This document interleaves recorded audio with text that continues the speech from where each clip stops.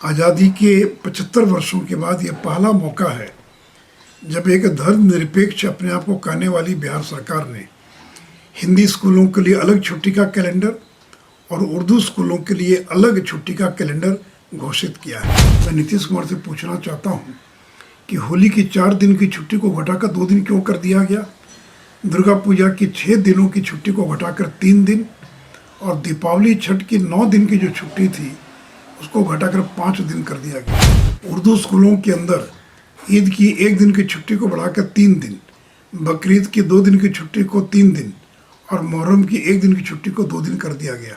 ये जो अलगाव है, इसी अलगाव ने इस देश के अंदर विभाजन का बीजारोपण किया था कि कोई शिक्षक अगर कोई संघ बनाएगा, संगठन बनाएगा तो उसके खिलाफ अनुशासनात्मक कार्रवाई की जाएगी।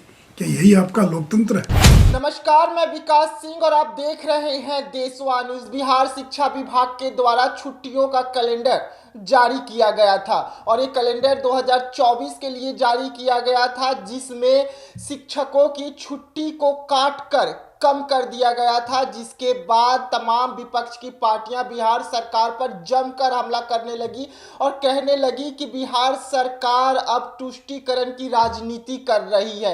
ऐसे में सरकार बैकफुट पर जाती है और आनंद फानंद में बिहार सरकार के ओर से एक और कैलेंडर जारी किया जाता है और सफाई दिया जाता है कि हमने 2 कैलेंडर जारी किया है और जो कैलेंडर इस वक्त वायरल हो रही है वो कैलेंडर उर्दू स्कूलों का है, ना कि उन स्कूलों का जिसमें हिंदुओं का बच्चे पढ़ते हैं। ऐसे में अब सुशील मोदी ने बिहार सरकार के इस कैलेंडर को और बिहार सरकार को आड़े हाथों ले लिया है और साफ तौर पे सवाल पूछ दिया है कि आखिरकार जो सरकार कहती है कि हम हिंदू मुस्लिम की राजनीति ही नहीं करते हैं, उस सरकार को 2-2 कैलेंडर जारी करने का क्या आवश्यकता पड़ गया।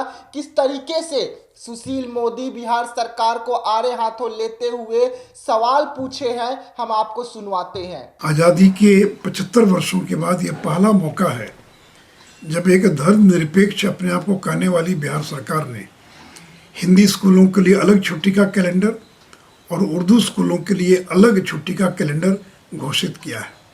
आज तक तो 2 अलग अलग कैलेंडर नहीं होते थे, इसी बार इसकी आवश्यकता क्यों पड़ गई?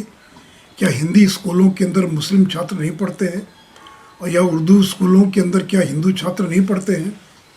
और उसके बाद भी अगर आप देखें तो मेरे पास 2022 का भी कैलेंडर मेरे पास है, यानी 2023 में जो छुट्टियां घोषित की गई है, और 2024 का भी सामान्य स्कूलों का कैलेंडर है।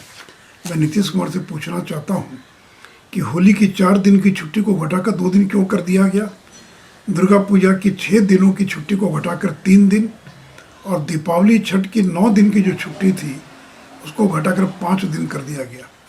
तीज की छुट्टी समाप्त हो गई, अनंत चतुर्दशी, ज्योतिया, रक्षाबंधन, अंतिम श्रावणी, गांधी जयंती, इन तमाम छुट्टियों को समाप्त कर दिया गया।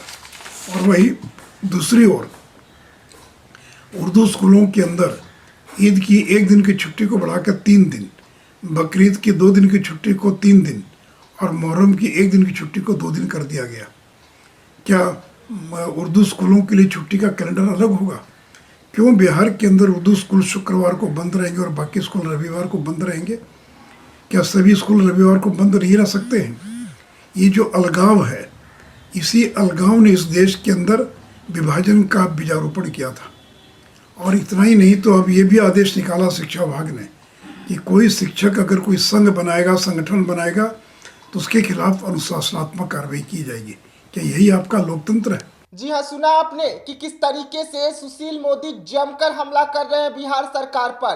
2021 से लेकर 2023 तक की जो कैलेंडर है उसको सामने लाके खड़े कर दिए हैं और साफ तौर पे कह दिए हैं कि ये कैलेंडर में पिछले वर्ष में तो 2 कैलेंडर जारी नहीं हुए थे, एक ही कैलेंडर से सभी स्कूलों को छुट्टी दिया गया था। लेकिन इस बार सरकार को क्या जरूरत पड़ गई कि सरकार ने उर्दू स्कूल और हिंदी स्कूलों की अलग अलग अलग कैलेंडर जारी की है, क्योंकि सरकार तो कहती है कि हम राजनीति हिंदू मुस्लिम पर नहीं करते हैं।